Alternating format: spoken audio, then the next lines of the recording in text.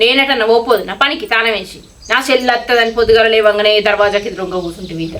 ఓ అక్క, నా మీద అదిరింది చాలు కానీ ఇంటి ఆడిబిడ్డ వస్తుందేమో ఏడుదాకా వచ్చిందట మరి. నేనైతే ఆ కళ్ళగానే కానరాను. నేను కూడా ఇంటి కోడలనే కదా, నాకు కూడా ఫోన్ చేసి చెప్పాలని ఉండాలి కదా. బావా, రేపు మా అన్నోళ్ళ ఇంటికి పోతాం కదనే, పోయేటప్పుడు ఒక అంగి తీసుకుపోదాం. నేను పెళ్ళి కాకముందు బీడీలు వేసుకుంటా, మా అన్నకి 2 నెలలకు ఒకసారి అంగి కొనేదాన్ని. మా అన్న వేసుకుంటే చూసి మస్తు మురిసిపోతుంటేనే.